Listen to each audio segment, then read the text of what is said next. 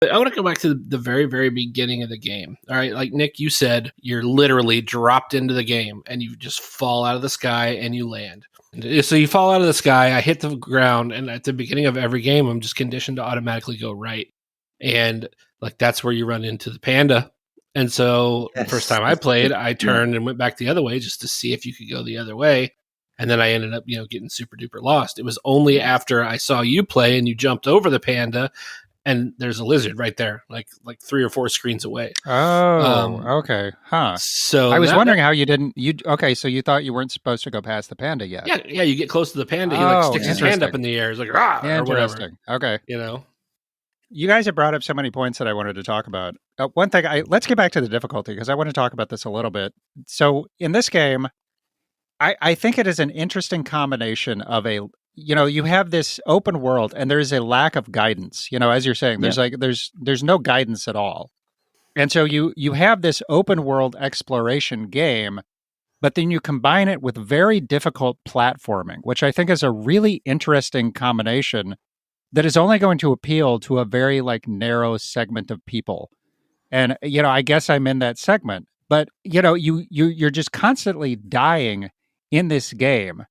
In a game that is really hard, I feel like the penalty for death needs to be low to keep people coming back and learning what they're doing. Mm-hmm. So I think of a guess. That is not this game. This game does not give a shit about your feelings. I mean, to use an example of a game that I played recently, Celeste.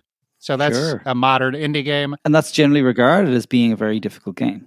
It is an extremely difficult platformer, and you have no attacks. It's all just about jumping from platform to platform. Right. And it's, you just die constantly in that game. I beat the game, I died over 1,000 times. There's a death counter, I died over 1,000 times. But the penalty for death is almost non-existent. So when you die in that game, you just immediately go back to the beginning of the screen you were on. Yes. So you can try again. And even when that was in the original Pico 8 version of it, when it was just a fan game or a little hobby game, that is the same mechanic.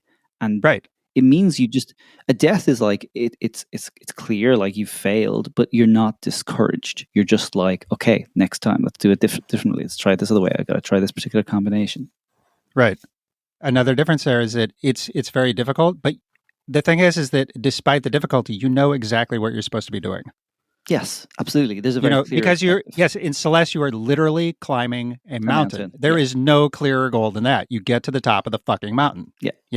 It's a metaphor, but it doesn't matter. The goal is to get to the top of the mountain. It's very easy to understand.